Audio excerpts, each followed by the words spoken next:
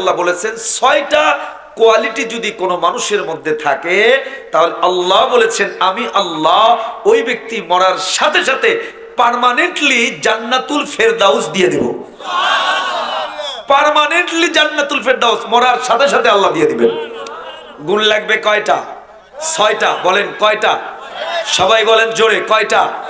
এই 6টা গুণ আমি একটু একটু করে এক্সপ্লেইন করে একটু করে জাস্ট 6টা গুণ আপনাদেরকে ধরিয়ে ধরিয়ে আজকে আমি সহ আমরা সবাই নিয়ে বাসায় ফিরবো। পারবো তো ইনশাআল্লাহ? আওয়াজ দিয়ে বলেন না ইনশাআল্লাহ?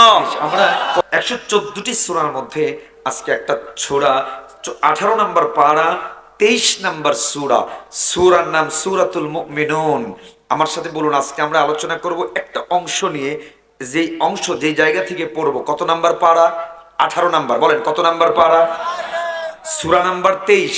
সূরা নাম্বার, সূরার নাম সূরাতুল মুমিনুন। বলেন না আওয়াজ দিয়ে সূরাতুল, আরো জোরে বলেন সূরাতুল মুমিনুন। মুমিন এটা ওয়াহিদ, মুমিনুন জুমা, সিঙ্গুলার নাউন, প্লুরাল নাউন, এক বচন বহু বচন।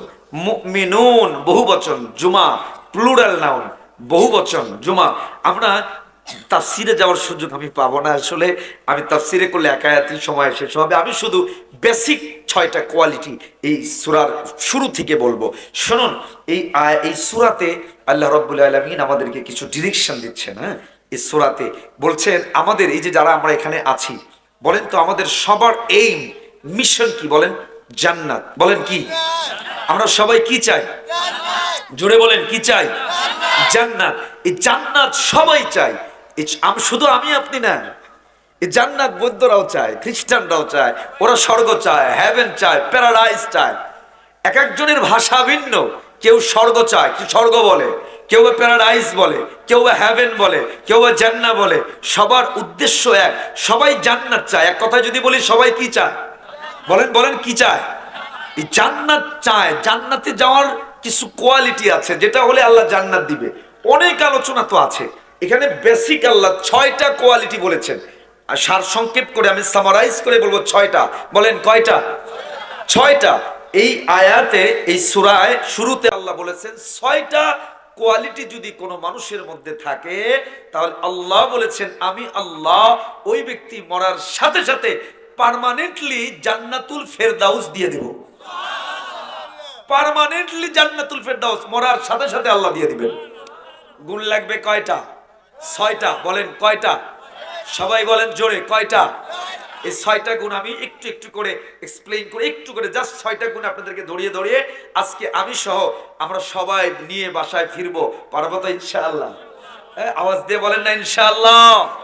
পড়েন আমার সাথে বিসমিল্লাহির রহমানির রহিম। কদ পড়েন কদ, আমার সাথেই পড়েন কদ আফলাহাল মুমিনুন। একটু একটু করে পড়বো আমি।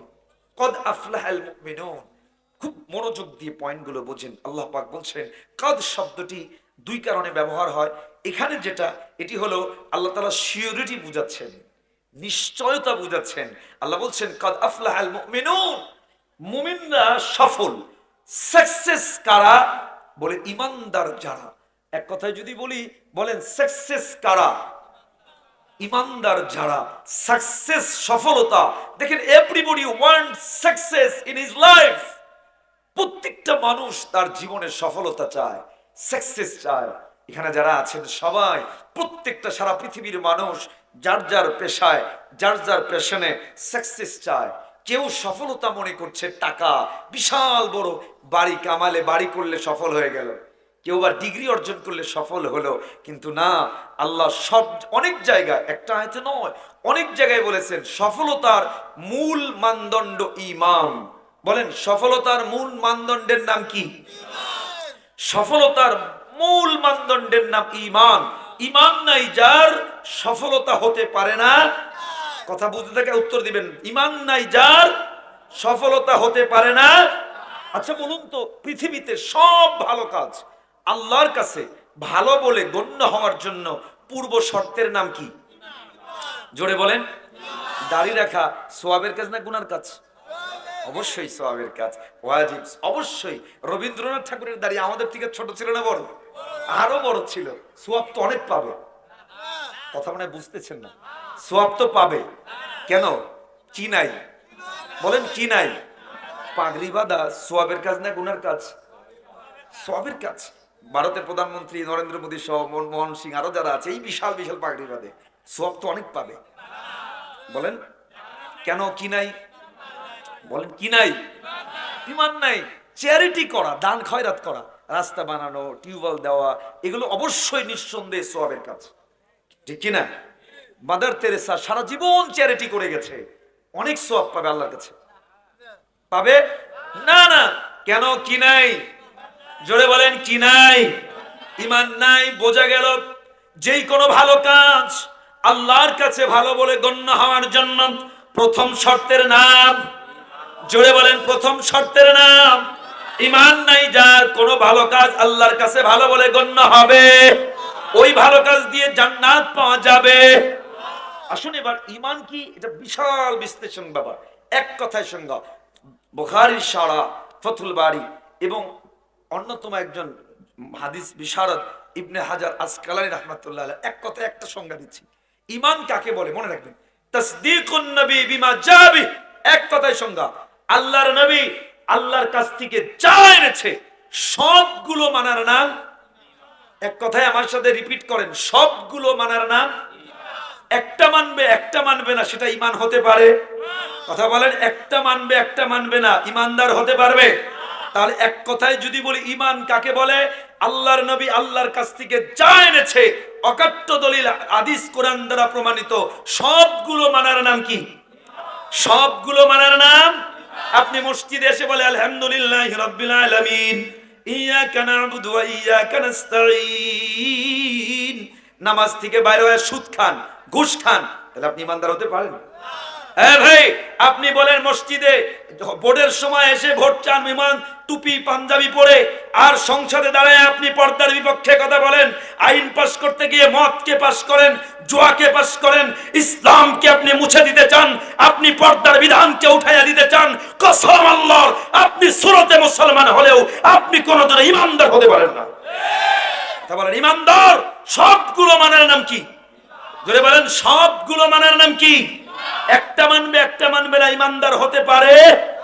বাস এক কথায় সঙ্গে আল্লাহ আমাদেরকে কমপ্লিটলি ঈমানদার হওয়ার তৌফিক দিক। বলেন আমিন। জোরে বলেন আমিন। আমি ঈমানের আলোচনায় যাব না, 6টা গুণ বলবো, শুধু একটা কথা আপনাদেরকে শোনায় রাখি। ঈমানের একটা বিপরীত শব্দ, ঈমানের অ্যান্টোনিম, সিনোনিম না, অ্যান্টোনিম, বিপরীত শব্দ হলো কুফর। বলেন কি? কুফর কি? সবগুলো অস্বীকার করার নাম কুফর না। তাকযীবু আহাদিন বিমা জাআবি, এক কথার সংজ্ঞা, আল্লাহর নবী জানছে যে কোনো একটাকে অস্বীকার করার নাম কুফর। সবগুলো না, ঈমান সবগুলো, কিন্তু কুফর যে কোনো একটাকে অস্বীকার করলে কি হয়ে যাবে? কুফরি হয়ে যাবে, কাফের হয়ে যাবে। আমরা বলেছি যে জান্নাতের আল্লাহ তাআলা দেওয়ার জন্য কয়টা গুণের কথা বলেছেন? ভুলে গেলে কেমনে হবে? বলেন কয়টা? কয়টা? এই 6টা গুণ আমরা আজকে শিখে এরপরে আমল নিয়ে আল্লাহ আমাদেরকে মানার মতো তৌফিক দিন। বলেন আমি। 1 নাম্বার গুণ আমি স্টার্ট করছি। আল্লাহ বলছেন, পড়েন আমার সাথে, আল্লাযীনা, সবাই, আল্লাযীনা হুম ফি সালাতিহিম খাশিউন। পড়বেন, একটা একটা করে পড়বেন, আমি ভেঙে ভেঙে পড়বো। আরে ভাই, কিছুই যদি নিতে নাও পারেন, একটা করে হরফ পড়লে তো 10টা নেকি পাচ্ছেন। 10টা নেকি, আমি এতগুলো আয়াত পড়ছি, পড়বো, একটা করে 10টা নেকি নিয়ে গেলে হাজার হাজার লাখ লাখ নেকি নিয়ে বাসায় ফিরবেন। আলহামদুলিল্লাহ। যেন পড়বেন মুহাব্বত নিয়ে। আবার পড়েন, আল্লাযীনা হুম ফি সালাতিহিম খাশিউন। আরেকটা আয়াত আছে, দুইটা মিলে একসাথে। প্রথম গুণ, প্রথম কোয়ালিটি, জান্নাতীদের, ঈমানদার জান্নাতীদেরকে মরার সাথে সাথে জান্নাত দিবে। কয়টা গুণ হলে? 6টা। তার ভিতরে 1 নাম্বার গুণ নামাজ। জোরে বলেন 1 নাম্বার গুণ কি? আরো জোরে বলেন 1 নাম্বার গুণ। আমার এটা তো নাগবাড়ি না, নাগবাড়ি, নাগবাড়ির যে সমস্ত ভাইরা আছেন, পর্দার আড়ালের মা বোনরা শুনছেন, প্রথম গুণ আমি একটু সহজলি আপনাদেরকে ইজিলি করার চেষ্টা করছি। প্রথম 1 নাম্বার গুণ নামাজ। বলেন 1 নাম্বার গুণ কি? সবাই আজকে আমরা ওয়াজ তো শুনি, রাত 1টা পর্যন্ত মাহফিল শুনে, মাঝে মাঝে কষ্ট নিয়ে বলছি, বিশেষ করে টাঙ্গাইল, ময়মনসিংহ এদিক দিয়ে, আর 2টা পর্যন্ত 1টা পর্যন্ত মাহফিল শুনে রেগুলার যারা মুসল্লি ছিল, মাহফিল শুনে রেগুলার মুসল্লিও ফজরের নামাজ পড়তে চায় না। আরে ভাই, এরকম হাজার মাহফিলের থেকে ফজরের 2 রাকাত সুন্নাত আর ফরজের দাম আল্লাহর কাছে কোটি গুণ বেশি। এই জন্য প্রথম কথা মনে রাখবেন, 1 নাম্বার গুণ কি বলেন? আরো জোরে বলেন। আমার টাঙ্গাইল নাগবাড়ির ভাইয়ারা, মাইকের আওয়াজ যত দূর যায় কান খুলে শুনে রাখবেন। আমি আপনি তো মানুষ, আমি আপনি ছাড়াও যা কিছু আপনারা দেখেন, ওই যে গাছগুলো দেখেন, চন্দ্র দেখেন, সূর্য দেখেন, সবাই কারে সেজদা করে? আমার সাথে আওয়াজ দিয়া বলেন না কাকে? আমার সাথে পড়েন আন-নাজমু, পড়েন আন-নাজমু ওয়াশ-শাজারু ইয়াসজুদান।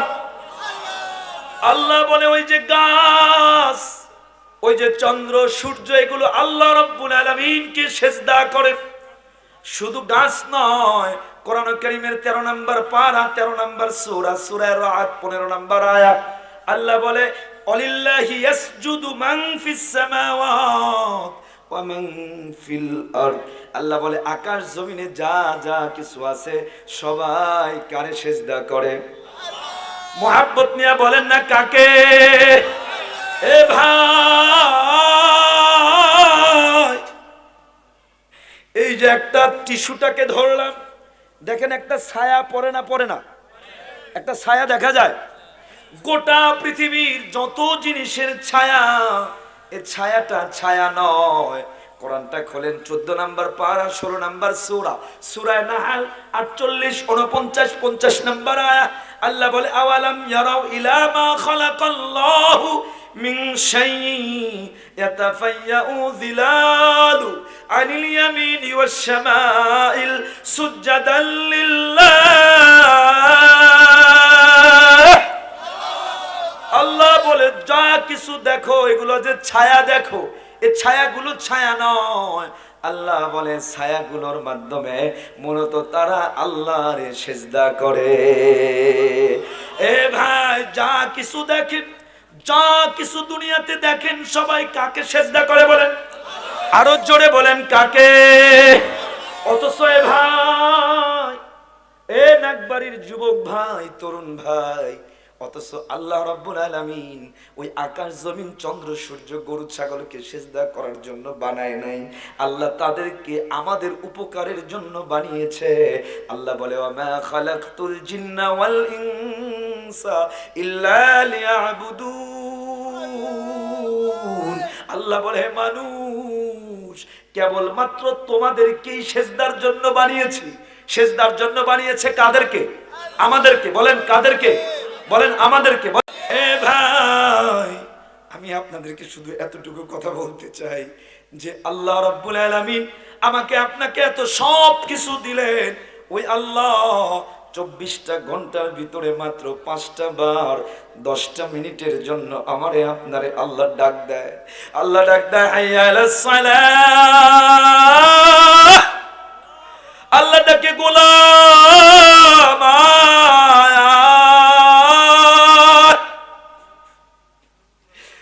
দেখেন না, আল্লাহ রাব্বুল আলামিন কত আক্ষেপ নিয়া, কষ্ট নিয়া বলে ইন্নাল ইনসান লিরাব্বিহি লাকানুত। কত কষ্টের ওজনের শব্দ যে আল্লাহ আমারে বানাইলো, যে আল্লাহ হাত দিল, পা দিল, নাক দিল, অক্সিজেন দিল, ওই মালিক বড় আফসোস নিয়া বলে ইন্নাল ইনসান লিরাব্বিহি লাকানুত।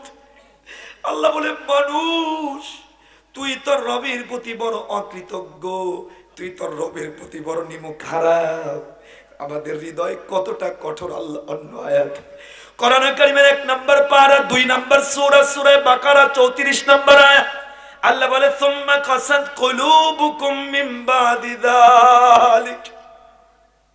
এই আয়াতটা দেখেন, আল্লাহ আরো একটু আফসোস দিয়া বলে হে মানুষ, তোদের হৃদয়টা বড় কঠোর হয়ে গেল। কত কঠোর! আল্লাহ বলে ফাহিয়া কাল হিজারা, যেটা যেন পাথরের ন্যায়। আল্লাহ বলে না না, পাথরের মতো নয় হে মানুষ, তোদের হৃদয়টা পাথরের থেকেও বড় শক্ত হয়ে গেছে। আও আশাদ্দু কাসওয়া, পাথরের থেকেও শক্ত। আল্লাহ বলে কেন? আল্লাহ বলে ফাইন্না মিনাল হিজারাতি লামা ইয়াতাফাজ্জারু মিনহুল আনহার। আল্লাহ বলে পাথরও তো আল্লাহর ভয়ে কাঁদে। আল্লাহ বলে পাথরও তো আল্লাহর ভয়ে কাঁদে। আপনারা যদি সিলেট যান, জাফলং এ দেখবেন নদী, এই নদীর ভিতরে পানি কোত্থেকে আসছে? কোরআনের তাফসীর বলে এটা হলো পাথরের কান্না।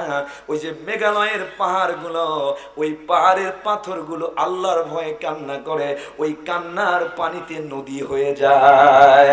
আল্লাহ বলে পাথরও তো আল্লাহর ভয়ে কাঁদে। আল্লাহ বলে গোলাম,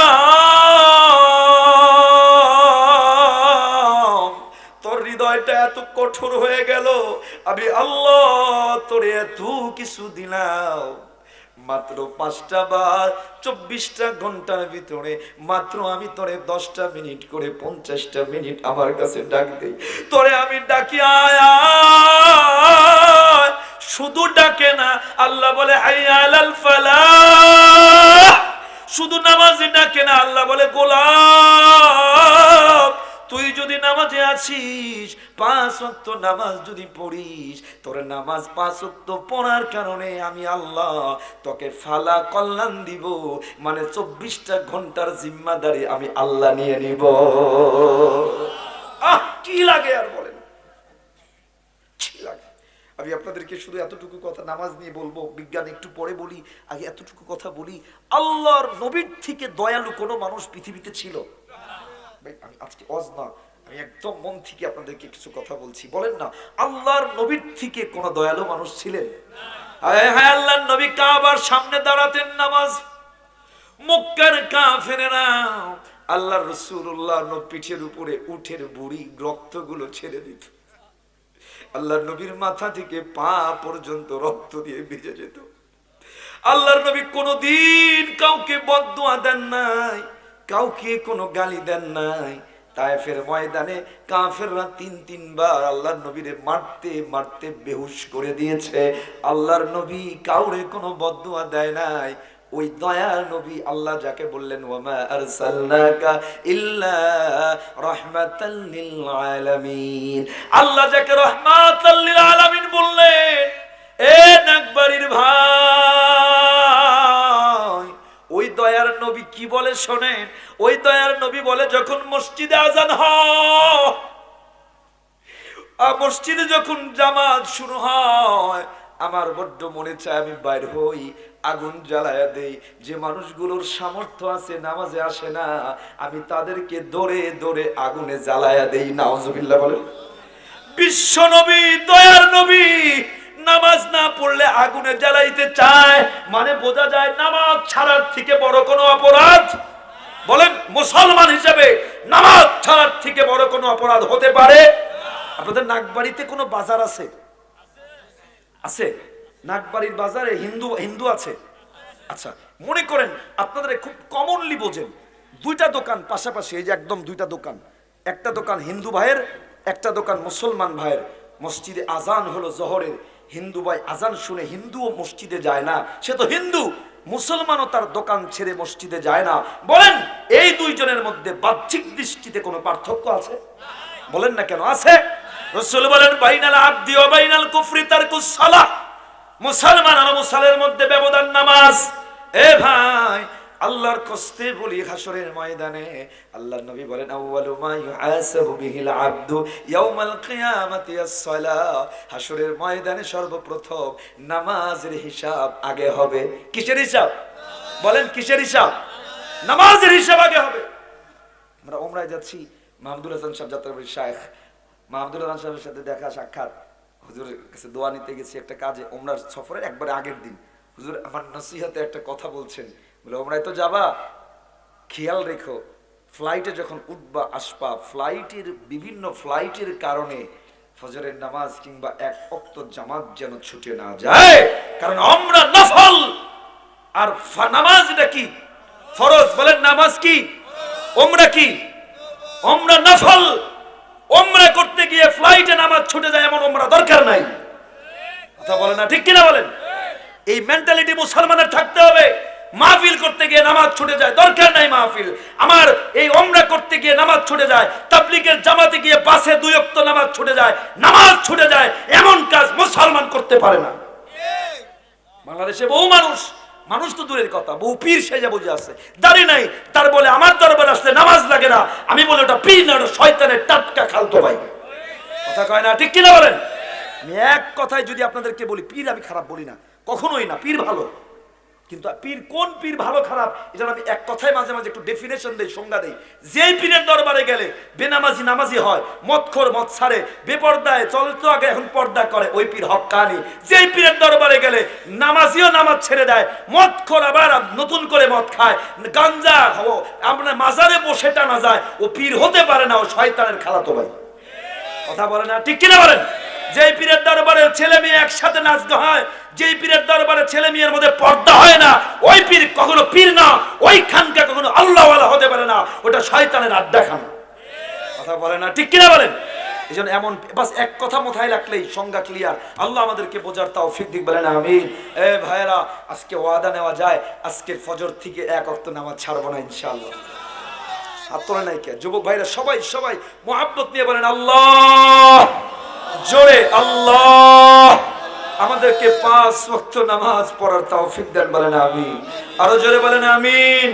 নামাজ আমি আপনাদেরকে বিশ্লেষণ তো করতে পারবো না, এতটুকু কথা শুধু বলি, ইফ ইউ পারফর্ম সালাত 5 times in every day, I make promise you, আমি আপনাকে ওয়াদা দিচ্ছি, কোরআন হাতে নিয়ে বিজ্ঞান ঘেটে ঘেটে ওয়াদা দিচ্ছি, আপনি 5 ওয়াক্ত নামাজ স্টার্ট করেন ভালোভাবে ওযু করে, একদম ইসলাম যেভাবে বলে সাল্লু কামা রাআইতুমুনি উসাল্লি, এইভাবে নামাজ পড়েন, 13টা বড় বড় রোগ থেকে আল্লাহ দুনিয়াতেই আপনাকে বাঁচায়া দিবেন। দুনিয়ার অর্থনৈতিক পেরেশানি দূর করে দিবেন, মানসিক পেরেশানি দূর করে দিবেন, মরার সাথে সাথে আল্লাহ জান্নাত দিয়ে দিবেন। ডাক্তার তারেক মাহমুদ পৃথিবীর বিখ্যাত একজন ডাক্তার, আমি প্রায়ই বলি, উনি লন্ডনের এয়ারপোর্টে দাঁড়িয়েছে নামাজ পড়তে, নামাজ শেষ, আসসালামু আলাইকুম ওয়া রাহমাতুল্লাহ, আসসালামু আলাইকুম ওয়া রাহমাতুল্লাহ। ডক্টর তারেক মাহমুদ বলেন, পিছন দিক থেকে অনেক লং টাইম ধরে একজন বিজ্ঞানী আমাকে অবজার্ভ করছিল, দেখছিল সে আমাকে। আমার নামাজ শেষ করে আমার কাছে আসছে, এসে আমাকে বলে, oh man, from where did you get this exercise? তুমি যে ব্যায়ামটা করলা, এই ব্যায়াম কোত্থেকে পেলা? সুবহানাল্লাহ। ডক্টর তারেক মাহমুদ বলে, ও ভাই, it's not exercise, it's our prayer. Allah orders us to pray 5 times in every day. আমাদের আল্লাহ, আমাদের রব প্রত্যেক দিন 5 ওয়াক্ত নামাজের আদেশ করেছে। ডক্টর তারেক মাহমুদ বলে, এই কথা শোনার সাথে সাথে ওই বিজ্ঞানী কালিমা পড়ে মুসলমান হয়ে গেছে। আশ্চর্য ব্যাপার। ডক্টর তারেক মাহমুদ ডাক দিয়ে বলে, oh man, why did you accept the Islam to listen here? তুমি এই কথা শুনেই মুসলমান হয়ে গেলা কেন? বিজ্ঞানী বলে কি শোনেন, এমনি এমনি নয়, ফ্রম 30 ইয়ার্স, 30 বছর ধরে। বিজ্ঞানী বলছে 30 বছর ধরে আমার একটা ল্যাব আছে, আমার ওই ল্যাবে কোটি কোটি টাকা খরচ করে আমি অনেকগুলো মানুষকে কাজে লাগায়া আমি একটা এক্সারসাইজ আবিষ্কার করেছি, একটা ব্যায়াম আবিষ্কার করেছি for human being, for human body. মানুষ যেন সুস্থ থাকতে পারে, ভালো থাকতে পারে, এই জন্য একটা ব্যায়াম বানিয়েছি। শোনো, 30 বছর লাগায়া আমি যে ব্যায়াম বানিয়েছি, আমার ওই ব্যায়ামের থেকে তুমি যে নামাজ পড়লা, এই নামাজ কোটি গুণে উত্তম। আমার মন সাক্ষী দিয়েছে যে ইসলাম এত সুন্দর ব্যায়াম দিতে পারে, ওই ইসলাম মিথ্যা হতে পারে না। এই জন্য আমি কালিমা পড়ে মুসলমান হয়ে গেছি।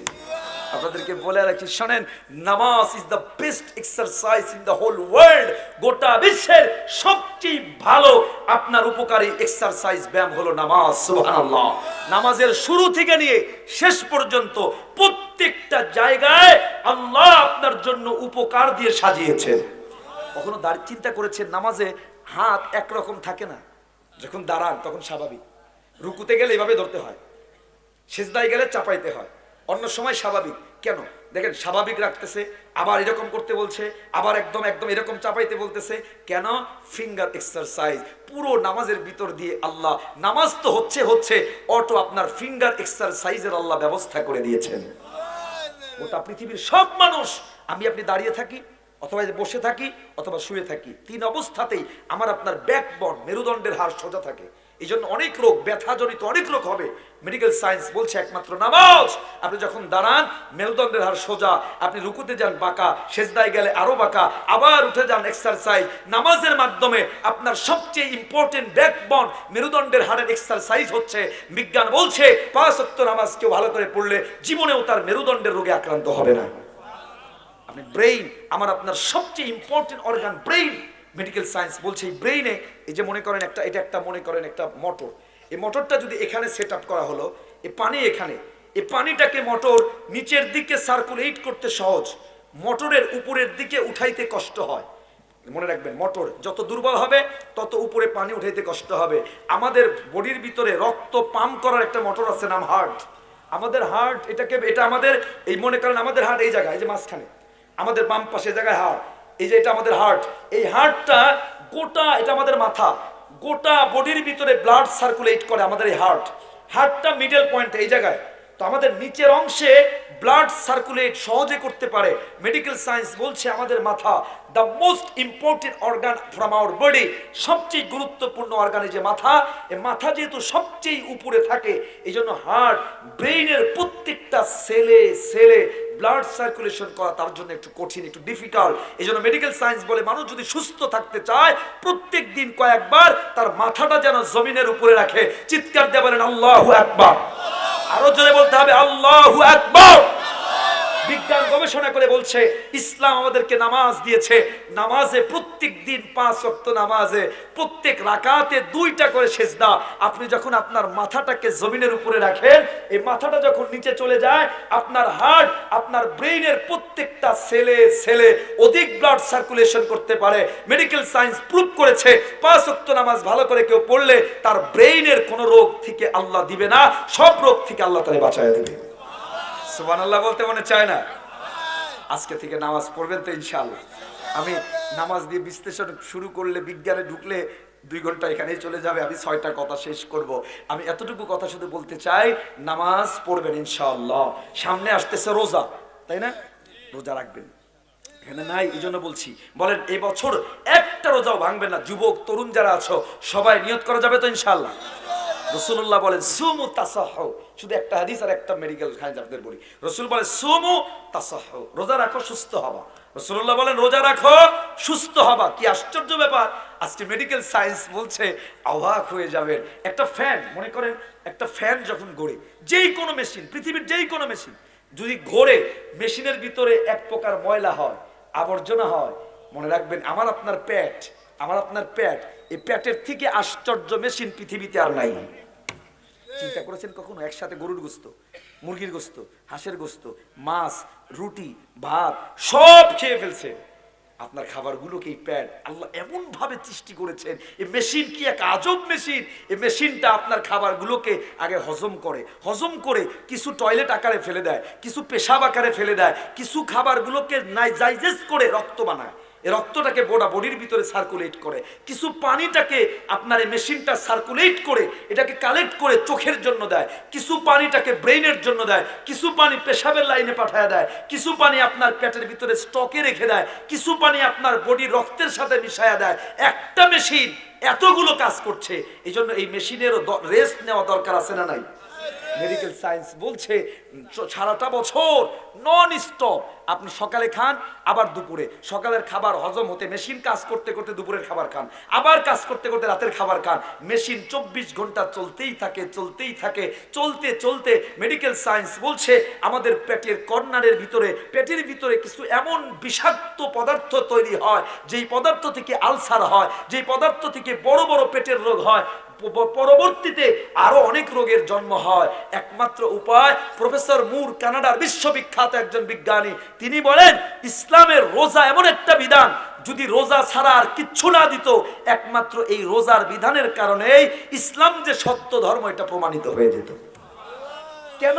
কারণ বিজ্ঞান আজকে বলছে 1 মাস একমাত্র রোজা। আপনি সেহরিতে খাবেন 5টায়, আবার ইফতার হবে সন্ধ্যা 6টায়। আপনি যখন সেহরিতে খাবেন 8 ঘন্টা একটানা আপনার মেশিন কাজ করবে। 8 ঘন্টা মানে 5টা থেকে নিয়ে মনে করেন একটা পর্যন্ত আপনার মেশিন কাজ করে করে মেশিনে আর কাজ করার খাবার নাই, মেশিন এবার রেস্টে চলে যাবে। একদম 1টা থেকে নিয়ে প্রত্যেক দিন একদম আপনার ইফতার পর্যন্ত রেস্টে থাকবে। 1 মাস মেশিনটা রেস্টের কারণে আলসার দূর হবে, বিভিন্ন ক্ষত দূর হবে, পয়জন দূর হবে। আগামী 11 মাস আল্লাহ তাআলা আপনাকে অসংখ্য পেটের রোগ থেকে সুস্থ করে দিবেন। যা রাসূল বলেছেন সুমু তাসাহু, রোজা রাখো সুস্থ হবা। এটার অনেক ব্যাখ্যা, আমি এদিকে যেতে পারলাম না। এতটুকু শুধু মনে রাখবেন, এই বছর সব রোজা রাখবেন তো ইনশাআল্লাহ? বলেন না ইনশাআল্লাহ? বাস, তাহলে 1 নাম্বার গুণ, 1 নাম্বার কোয়ালিটি নামাজ। বলেন 1 নাম্বার কোয়ালিটি। কয়টা কোয়ালিটি শিখবো আমরা আজকে? 6টা। বলেন কয়টা? সবাই বলেন কয়টা? 1 নাম্বার বিশ্লেষণে গেলাম না, 1 নাম্বার নামাজ। 2 নাম্বার পড়েন, আমি শুধু সারসংক্ষেপে বলেন ওয়াল্লাযীনা হুম আনিল লাগবি মুরিদুন। 2 নাম্বার আল্লাহ বলছেন 2 নাম্বার কোয়ালিটি ওয়াল্লাযীনা হুম আনিল লাগবি মুরিদুন, তারা খারাপ কাজ থেকে বিরত থাকবে। সহজ ভাষায় বলেন কোন কাজ থেকে বিরত থাকবে? খারাপ কাজ থেকে বিরত থাকবে। খারাপ কাজ থেকে, খারাপ কাজ, টিভি দেখা এটা তো ভালো কাজ, মুভি দেখা, সিনেমা ভালো কাজ, ঘরে ঘরে আছে না নাই? বলেন না কেন? সবাই বলেন। নাকবাড়িতে তো নাই, নাকবাড়ির ঘরে ঘরে টিভি নাই। আচ্ছা, নাকবাড়ির ঘরে ঘরে টিভি নাই, তাহলে এই অস্ত্র এখন বন্ধ হয়ে গেছে কেন? হুজুরের ঘরেও টিভি, হাজী সাহেবের ঘরেও টিভি, সারা বাংলাদেশের ভালো টিভি নাই, কিন্তু হাতে মোবাইল। 1 মোবাইলে ওয়াইফাই কানেকশন দিয়া টিভি লাগে না, হলিউড ডলিউড ডলিউড যা দরকার সব মোবাইলেই পেয়ে যায়। কথা বলে না, ঠিক কিনা বলেন? এই জন্য প্রথম কথা, হাজী হজ করেছেন, 10 বারের হাজী ওমরা করেছেন, ঘরে টিভি চলে, 24 ঘন্টা সিরিয়াল চলে, ই বাংলা চলে, জি বাংলা চলে, স্টার জলসা চলে। কসম আল্লাহর, আপনি এই সূরার এই নাম্বারের কারণে আপনি জান্নাতি হতে পারবেন না। কারণ সমস্ত খারাপ কাজ থেকে বাঁচা দরকার আছে না নাই? এই জন্য টিভি, মোবাইলে, সিনেমা, নাটক, মুভি বাদ দেওয়া যাবে তো ইনশাআল্লাহ? বলেন না আল্লাহ তৌফিক দিক, বলেন আমিন। 3 নাম্বার ওয়াল্লাযীনা, পড়েন ওয়াল্লাযীনা হুম লিযাকাতি ফাইলুন। আমি আর বিশ্লেষণে যাব না। 3 নাম্বার যাকাত দেওয়া। বলেন আমি শুধু একটা বিশ্লেষণ করব। 3 নাম্বার যাকাত দেওয়া। বলেন 3 নাম্বার কি? আমি শর্টে তাহলে একটু বলে দেই। 1 নাম্বার নামাজ। বলেন 1 নাম্বার। 2 নাম্বার খারাপ কাজ ছেড়ে দেওয়া। বলেন খারাপ কাজ। 3 নাম্বার যাকাত দেওয়া। 3 নাম্বার যাকাত দেওয়া। 4 নাম্বার, এটা একটু বিশ্লেষণ দরকার। 4 নাম্বার ওয়াল্লাযীনা, বলেন ওয়াল্লাযীনা হুম লিফুরুজিহিম হাফিজুন। 4 নাম্বার যৌনাঙ্গের হেফাজত করা। বলেন কিসের হেফাজত করা? সবাই বলেন কিসের হেফাজত করা? এটা একটা একটু ব্যাখ্যা দরকার ছিল, সময় তো খুব হবে না, তবে এতটুকু কথা আপনাদেরকে বলে রাখি। যৌনাঙ্গের হেফাজত আজকে সারা বাংলাদেশ নয়, গোটা পৃথিবীব্যাপী জিনা দিয়ে ভরে যাচ্ছে, পরকীয়া দিয়ে ভরে যাচ্ছে। এটা যদি রোধ না হয়, প্রতিরোধ না হয়, আগামী ইউরোপ আমেরিকার মতো ঘরে ঘরে যারো সন্তান হতে সময় লাগবে না। বাস 4 নাম্বার কথা যৌনাঙ্গের হেফাজত। এটার হেফাজতের 2টা উপায় শুধু আপনাদেরকে বলতে চাই। নাম্বার 1, 2টা উপায়ের প্রথম উপায়, আমাদের বিয়ে সহজ করা লাগবে। বলেন কি সহজ করতে হবে? আমি প্রায় জায়গায় বলি, আমাদের বর্তমান সমাজে বিয়ে কঠিন হয়েছে আর জেনা সহজ হয়েছে। একটা ছেলেকে ইউনিভার্সিটিতে পড়ে, এখানে ছাত্র ভাইরা আছেন, ছেলের মেয়ে গার্লফ্রেন্ডের সাথে কথা বলে, বাড়ি মা জানে বাপ জানে, বলে এই বয়সে একটু একটু করবেই, আছে না নাই? মেয়ে বয়ফ্রেন্ড আছে জানে, মা বলে এই বয়সে একটু একটু করবেই। এই বয়সে একটু একটু কথা বলে প্রশ্রয় দিচ্ছে। কিসেকে প্রশ্রয় দিচ্ছে? জিনাকে প্রশ্রয় দেওয়া হচ্ছে। আমি আপনাদেরকে বলি, এই ছেলে যখন উপযুক্ত হয়ে যায় বিয়ে দিয়ে দেন, তাকে বিয়ে করান, 1000 জিনার পথ রুদ্ধ হয়ে যাবে। বিয়েটাকে সহজ করার 2টা অপশন। কিভাবে করবেন? নাম্বার 1, সমাজে শুনতে হয়তো খারাপ লাগে, আপনাদের কাছে বলা বড় দরকার। একটা ছেলে যৌন চাহিদা, মনে রাখবেন খাবার এটা যেমন পেটের ক্ষুধা, যৌন ক্ষুধাও একটা ক্ষুধা। এটা কথায় মানুষে বলতে চায় না, কিন্তু বাস্তবতা আপনাদেরকে বলি, কোরআন থেকে বলছি, যৌন ক্ষুধা এটাও একটা ক্ষুধা, এটাও মানুষের প্রাকৃতিক ন্যাচারাল একটা ছেলে বালেগ হয়, যৌন ক্ষুধা বোঝা শুরু করে 15 বছরে। বলেন কত বছরে? আমাদের সমাজে অনার্স করো, মাস্টার্স করো, এরপরে গিয়ে চাকরি নাও, চাকরি নিয়ে একটা বাড়ি করো, তারপরে বিয়ে, অনার্স মাস্টার চাকরি নিয়ে বাড়ি করে বিদেশ দিয়ে বাড়ি করতে করতে বয়স হয় 35। যৌন ক্ষুধা বোঝা শুরু করেছে কত বছরে? 15 বছরে। বিয়ে করছে কত বছরে? 35 বছরে। মাঝখানে বয়স কত গেছে? 20 বছর। বলেন কত বছর? এই যে 20 বছর সে ক্ষুধা লেগেছে, হালাল ভাবে সমাজ তাকে ব্যবস্থা করে নাই, বাবা মা ব্যবস্থা করে নাই, ক্ষুধার তাড়নায় ও অবৈধ পথে যাবে। কোরআন শিখান নাই, স্কুলে না, প্রাইমারিতে না, কলেজে না, ইউনিভার্সিটিতে না, পরিবারে না, আপনি অবৈধ জায়গায় যাওয়াটাকে রোধ করা শিখান নাই, কিন্তু আপনি ক্ষুধা মিটানোর ব্যবস্থাও করেন নাই। ও তো অবৈধ কাজ করবে, পরকিয়া করবে, ফেসবুকে গুতাবে, এটাই স্বাভাবিক। কথা বলে না, ঠিক কিনা বলেন? এটাই স্বাভাবিক। যেন বাবা মাদেরকে বলি, নাগবাড়ির বাবা মা বলি, যাদের ছেলে যুবক, বিয়ে করায় দেন।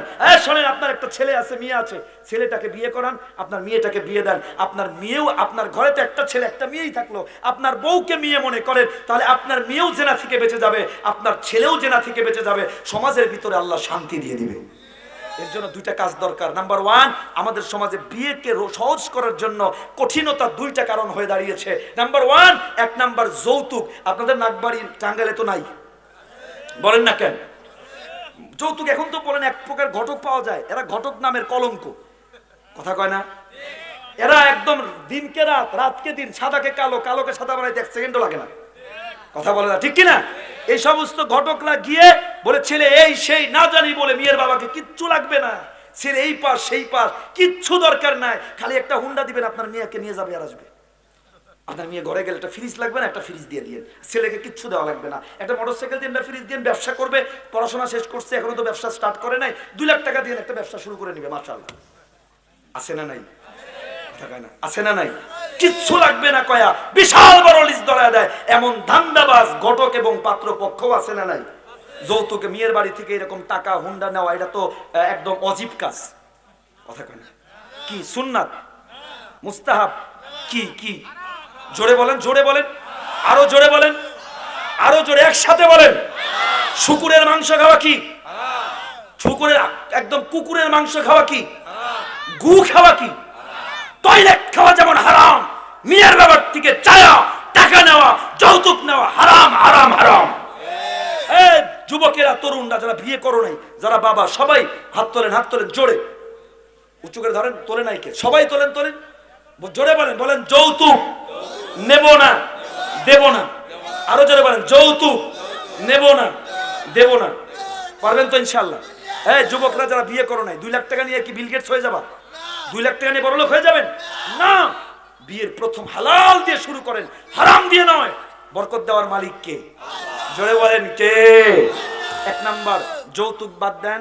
নাম্বার 2, মেয়ের পক্ষ থেকেও একটা মহারণা, বর্তমানে মহারণার নামে একটা যৌতুক চাপিয়ে দেওয়া হয় ছেলেদের উপরে। 10 লাখ টাকা, 20 লাখ টাকা, আছে না নাই? কথা বলেন, আছে না নাই? আমি আমার মসজিদে এই কামরাঙ্গীর চরে আমি জুমা পড়াইতাম। আচ্ছা, আমি কামরাঙ্গীর চরে জুমা পড়াইতাম, আমার মুসল্লিরা একটা মাঝে মাঝে বিয়ে পড়া, আমি মসজিদেই বিয়ে পড়াই, আমি কোনো বাড়িতে কোনোদিন বিয়ে পড়াই না। তো আমার মসজিদে বিয়ে পড়ানোর এক অনুষ্ঠান আসছে, তো মাশাআল্লাহ সবাই, আমি জানি বড় লোক, আমার পরিচিত মুসল্লি। তো আমি বলছি মহারণা কত? যখন বিয়ে পড়াবো মহারণা বলতে হয় না, বলছি মহারণা কত? হুজুর মাত্র 30 লাখ। কয় লাখ? আমি একটু আমি যা বলি স্পষ্ট বলি, আমি কখন কে এমপি মন্ত্রী এগুলো দেখার, আমি যা বলি হক বলি, স্পষ্ট বলার চেষ্টা করি। আমি বলে ফেলছি, ভাই, যুবককে বলছি, আমি বলছি তোমার, আমি যতদূর জানি তোমার তো সামর্থ্য নাই 30 লাখ টাকা দেওয়ার, এত মহারণা কেন? মেয়ের বাবাকে পাশেই বসা আমার, আমি বলছি এত মহারণা কেন? কয় হুজুর এটা সিকিউরিটি। শব্দটা কি বলেন? সিকিউরিটি শব্দটা কি? আমার একটু রাগ হয়েছে। আমি বলছি মিয়া, আপনি কি মেয়ে বিয়ে দিচ্ছেন নাকি মেয়ে বাড়াই দিচ্ছেন?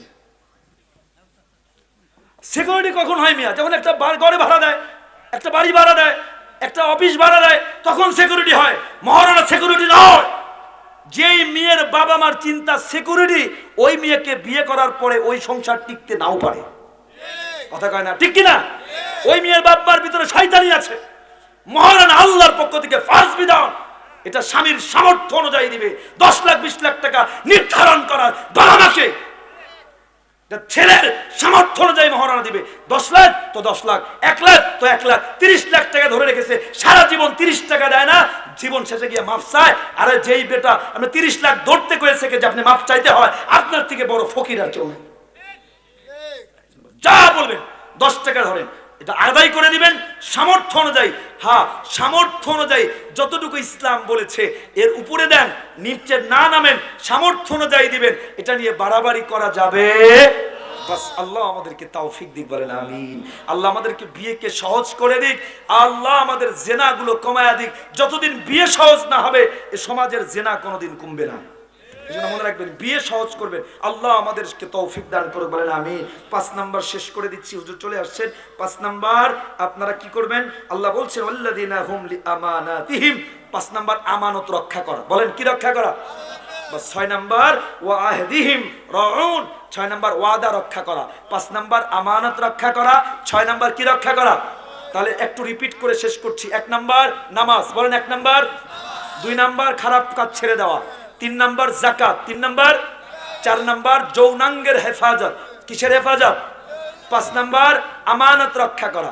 6 নাম্বার ওয়াদা রক্ষা করা। বাস, এই 6টা কাজ যদি করে যেতে পারেন, এই 6টা কাজ এখান থেকে নিয়ে যান, আমল শুরু করে দেন, কিচ্ছু লাগবে না। আল্লাহ ওয়াদা দিচ্ছে, আল্লাহ বলে উলাইকা হুমুল ওয়ারিসুন। এই 6টা কাজ যারা করবে তারা ওয়ারিস হয়ে গেল। কিসের ওয়ারিস? আল্লাযীনা ইয়ারিসুনাল ফিরদাউস হুম ফিহা খালিদুন। মোরে এই 6টা কাজ নিয়ে যাবে, আল্লাহ বলে আমি আল্লাহ পার্মানেন্টলি তাদেরকে জান্নাত দিয়ে দিব।